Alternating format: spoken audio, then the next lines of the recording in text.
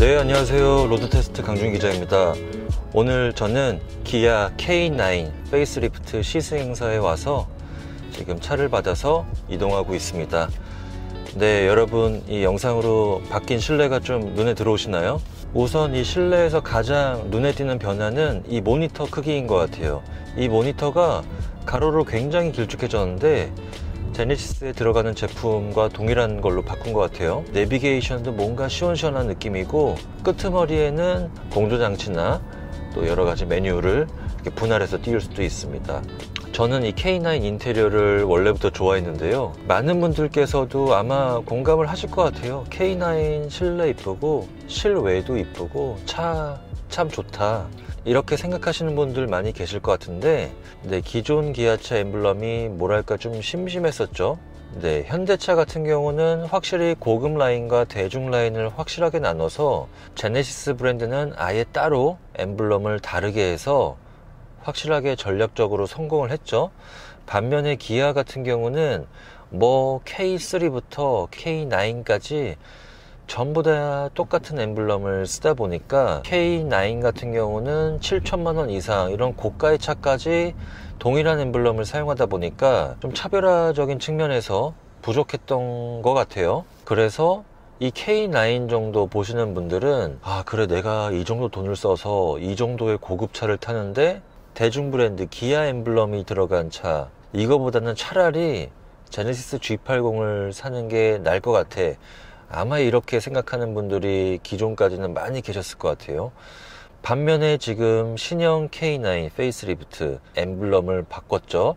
네, 기아가 사명을 이제 기아 자동차에서 기아로 바꾸면서 이 엠블럼 디자인을 이런 형태로 바꿨습니다. 주요 모델 엠블럼 교체하는 작업을 하고 있죠. 최근에는 뭐 니로 같은 경우도 신형 엠블럼을 달고 나왔고, 이제 올해 줄줄이 바뀔 예정입니다. 소렌토, 스포티지 계속해서 신형 엠블럼을 달 예정이고요. 확실히 이 K9 신형 엠블럼을 달아서 그런지 차의 분위기가 좀 달라진 느낌입니다.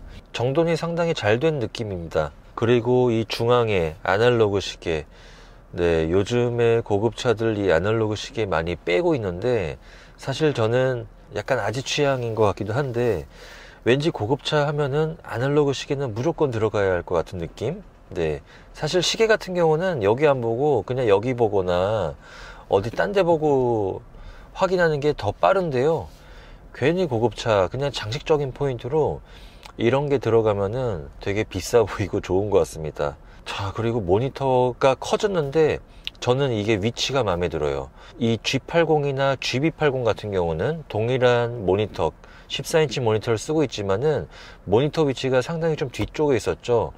그래서 저희가 지난 리뷰 때도 말씀을 드렸지만은 모니터를 터치로 조작하기 위해서는 상체를 좀 많이 수그려야 한다, 그래서 좀 불편하다, 이렇게 말씀을 드렸었는데, 반면에 K9 같은 경우는 통상적인 모니터 위치 앞쪽으로 배치가 되다 보니까 뭐 정차 중에 조작을 할 때도 네, 몸을 수그릴 필요 없이 이렇게 조작을 쉽게 할 수가 있습니다. 모니터 위치는 이게 맞는 것 같아요. 네.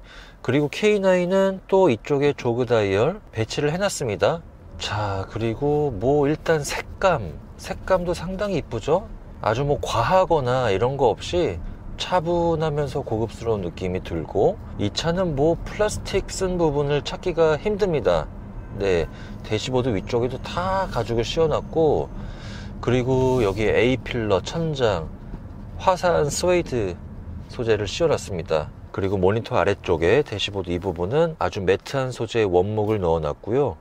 네, 이쪽에도 가죽이네요. 네, 가죽이고, 스피커 커버도 아주 뭐 고급스럽습니다. 뭐 도어 트림에도 퀼팅 박음질에 타공 가죽까지 쓰고, 뭐 기아의 플래그십다운 아주 고급스러운 실내 느낌을 전하고 있습니다. 자, 무엇보다 시트 얘기를 좀 해드리고 싶은데요, 시트가 정말 편합니다. 다른 급들의 차들보다 시트 크기 자체부터 일단 큰 느낌이 들고요. 이렇게 앉았을 때 저는 사실 요즘에 약간 그 목 디스크가 생길 것 같은 느낌이 드는, 좀 목이 개인적으로 좀 안 좋은데요, 그래서 차를 탈 때 이 헤드레스트를 되게 중요하게 생각하거든요.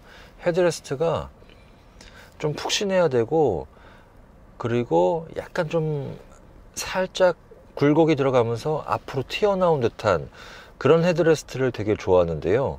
근데 일반적인 헤드레스트는 그냥 등받이 각도하고 수직으로 빳빳하게 서 있어서 운전하면서 머리를 기대기 위해서는 뭔가 일자목처럼 빳빳이 펴야 되는, 평소에는 그렇게 목을 안 세우잖아요. 그래서 좀 불편한 느낌이 들었는데, 근데 이 차는 적절하게 굴곡을 져가지고 굉장히 편안하게 머리와 목을 지지를 해줍니다. 이 면적 자체도 다른 급 차보다 훨씬 큰 느낌이 들고요. 무엇보다 이 쿠션감이 좋습니다. 푹신푹신한 게 굉장히 포근한 베개에 밴 느낌도 들고, 네, 시트는 굉장히 마음에 드네요. 그리고 이 차 뭐 요추 받침대 4개 방향으로 조절할 수가 있고, 또 버튼이 하나 있는데 옆구리 이 받침도 운전자 체형에 맞게 조일 수가 있습니다. 자, 그리고 헤드레스트도 지금 보니까 전동으로 높이를 조절을 하네요. 이쪽에도 전부 매트한 소재, 아주 질감이 좋습니다. 네, 과거의 국산 대형차는 유광 우드 소재를 많이 썼었잖아요.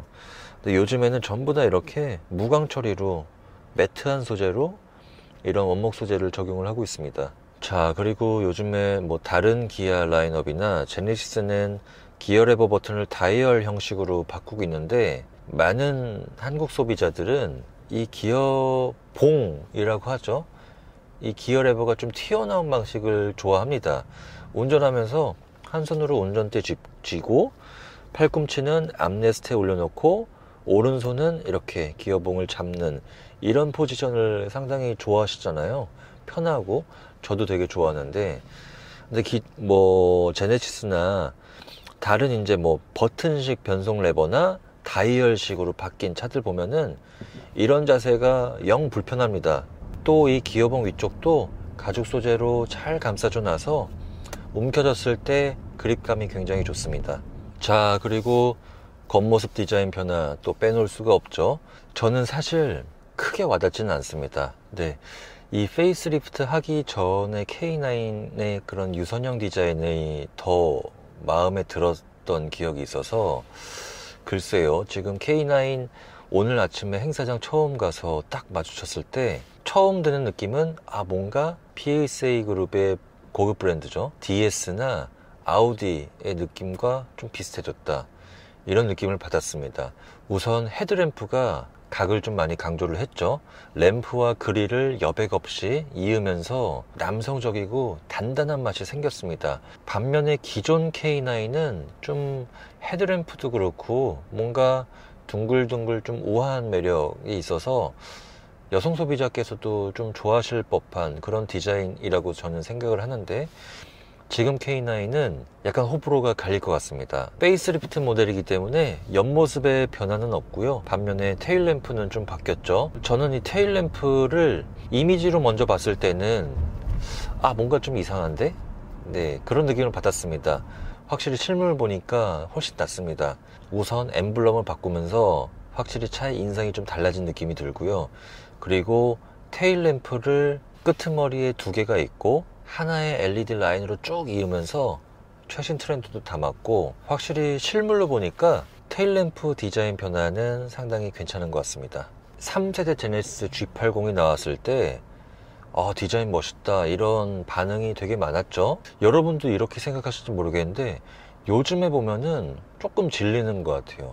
일단은 차가 너무 많다, 도로에. 그리고 두 번째는 이게 아마 가장 큰 이유일 것 같은데, 제네시스 지금 디자인을 보면은 이 테일램프도 그렇고 머플러 위치도 그렇고 너무 자루잰 듯이 이렇게 들어가서, 일단 처음에 봤을 때는 균형감은 되게 좋아 보이는데 오래 보면은 살짝 질리는 느낌도 들거든요. 그래서 오히려 2세대 G80이나 보통 신쿠스라고 하죠, 2세대 에쿠스, 지금 봐도 저는 그 차들의 디자인이 멋있다고 생각을 하는데 질리지도 않고, 이 K9이 딱 그런 것 같습니다. 처음 봤을 때는 G80이 조금 더 예뻐 보일지는 몰라도 이 차를 한 3년 5년 정도 유지한다고 생각을 했을 때 이 K9이 더 질리지 않고 더 오래 타실 수 있을 것 같습니다.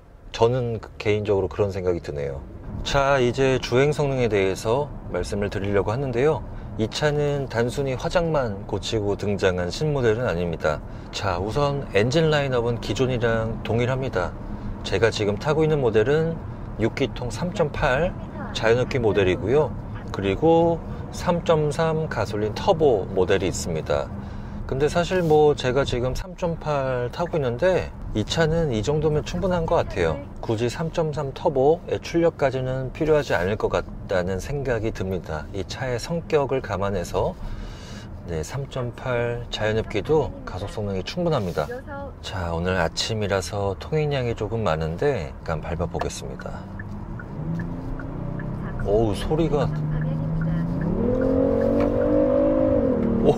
소리가 되게 독특한 소리가 들리네요. 기존의 현대기아차 6기통 엔진에서 들리지 않던 생소한 소리인 것 같은데, 와, 이게 지금 액티브 사운드 디자인이 들어갔는데 조금 강하게 설정이 된 것 같습니다.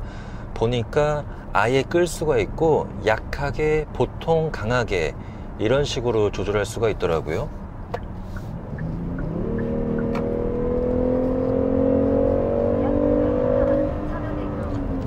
뭐 힘은 이 정도면 충분한 것 같아요. 충분하다 못해 넉넉합니다. 아주. 자, 그리고 이번 K9에 되게 재미난 시스템이 들어가는데요. 이른바 전방 예측 변속 시스템입니다. 이 시스템이 뭐냐면요, 변속을 미리 예측을 해서 아주 적절한 단으로 차가 스스로 미리미리 변속을 해주는 시스템인데요. 자, 계기판에도 지금 되게 재미난 아이콘들이 들어오는데, 이게 이제 지도 데이터랑 뭐 각종 센서들을 이용을 해서 전방에 커브길이 나타난다 이러면은 미리 아랫단을 물러서 엔진 브레이크도 걸어주고, 미리미리 이제 적절한 단을 물어서 최적의 단으로 커브길 주행을 할 수 있는 그런 시스템이고요. 또 커브길 뿐만이 아니라 전방의 차가 갑자기 가까워지거나 이럴 때도 이번에는 이제 레이더 센서가 작동을 하겠죠. 레이더 센서에 의해서 미리 이제 저단 기어를 빠르게 차가 스스로 물어줘서 엔진 브레이크를 극대화할 수 있는, 그래서 안전 측면에서도 아주 도움이 될 수 있는 그런 기능이라고 할 수 있습니다. 자, 그리고 뭐 강원도 산길 올라갈 때 내리막 구간에서도 이제 지도 데이터하고 연동을 해서 미리미리 저단 기어를 물어주는 그런 기능도 들어갔고, 일단 내리막 구간만 나타나면은 저단 기어를 물어서 엔진 브레이크 효과를 극대화해주는 그런 시스템이라고 할 수 있습니다. 국내 최초로 적용이 된 기술이고요. 제네시스에도 현재는 안 들어가 있습니다. 근데 사실 운전하면서 제가 지금 이 차 한 2시간 정도 타고 있는데요, 크게 느끼지는 못하겠습니다. 왜냐하면은 워낙 이 차는 변속감이 부드럽습니다. 각 단을 오르고 내리는 과정을 몸으로 느끼기 힘들 정도로 변속감이 부드럽기 때문에 이 전방 예측 변속 시스템이 잘 작동을 하고 있는지 그거는 모르겠습니다. 그렇기 때문에 저는 이 계기판 어디 뭐 오른쪽 하단이나 상단에 지금 현재 변속 단수를 좀 띄워주는 그런 기능이 들어갔으면 좋겠어요. 자, 그리고 저는 이 변속 시스템보다 더 중요하게 말씀드리고 싶은 부분이 플랫폼입니다. 제가 지난해 3세대 G80이 나왔을 때 처음 타보고 이상한 느낌을 받았거든요. 이게 뭐냐면요, 저희 집에 2세대 G80이 있습니다. 굉장히 지금까지도 만족스럽게 타고 계신데, 이 3세대 G80이 플랫폼이 이제 3세대 플랫폼으로 완전히 바뀌면서 차의 주행 질감이 많이 달라졌습니다. 기존 G80 같은 경우는 과거 국산 대형차부터 내려져 오는 그런 풍성하고 풍요롭고 나긋나긋한 그런 승차감을 유지를 했는데, 2세대 제네시스부터는 차체 강성이 아주 좋아지면서 기존에 없던 고속주행 안정감까지 좋아진 그런 차여서 저는 굉장히 마음에 드는데, 근데 3세대 G80은 차가 굉장히 경쾌해졌습니다. 서스펜션도 단단해지고, 뭐랄까 움직임 자체도 굉장히 이전보다 민첩하고, 그래서 운동 특성은 약간 BMW 5 시리즈를 의식한 변화인가? 이런 생각도 들었었는데, 글쎄 G80까지 이렇게 경쾌해질 필요가 있었나? 단단해질 필요가 있었나? 이런 생각이 들었거든요. 근데 그거를 저희 부모님도 정확하게 캐치를 하시더라고요. 저희 어머니가 평소에 이제 출퇴근으로 2세대 G80을 타고 계시는데, 신형을 타보시더니 차가 좀 뭔가 단단하고 너무 휙휙 나간다, 그런 말씀을 하시더라고요. 반면에 이 K9은 페이스리프트이기 때문에 이 플랫폼을 바꾸지는 않았습니다. 기존 2세대 플랫폼을 유지를 하고 있는데, 그래서 그런지 중년 세대들, 이 차를 가장 많이 구입을 하실 중년 세대나 저처럼 과거의 국산 대형차의 감각을 좋아하는 사람들은 지금 딱 이 K9에 적용된 이 2세대 플랫폼의 느낌을 더 좋아할 거라고 확신합니다. 사실 이 2세대 플랫폼이 어떤 운전 재미나 아주 경쾌한 운동 성능, 이런 측면에서 바라보면은 지금 3세대 플랫폼이 적용된 신형 제네시스 G80보다 못합니다. 근데 저는 이 차의 성격이 대형차고 럭셔리카다 보니까 저는 오히려 지금 플랫폼이 더 나은 것 같아요. 이 지금 K9에 적용이 된, 무겁고 뭔가 둔한 것 같고 이런 느낌도 살짝 드는데, 일단 몸이 편합니다. 굉장히 나긋나긋하고 충격도 그냥 묵직하게 소화를 해주고, 그렇다고 고속주행 안정감이 떨어지는 건 아니거든요. 지금 이 시절의 플랫폼은 이제 고장력 강판을 많이 적용을 하면서 차의 무게는 좀 올라갔지만 그래도 차체 강성 하나는 확실하게 잡았던 그런 플랫폼이기 때문에, 네, 저는 이 차의 플랫폼이 더 마음에 듭니다. 그래서 오히려 저는 이런 분들한테 좀 추천을 드리고 싶어요. 우선 도로에 G80이 너무 많아서 조금 질리고 흔한다. 그런데 G90를 사자니 그거는 너무 보수적이다. 네, 기사를 두고 타야 될 것 같고 60대 아저씨들이 탈 것 같은 느낌이다. 그런 분들한테는 이 K9을 권해드릴 수 있을 것 같습니다. 네, 이렇게 해서 오늘 K9 리뷰 마무리 하도록 하고요. 다음 시간에 더 재미난 신차 또 준비해서 리뷰해 드리도록 하겠습니다. 고맙습니다.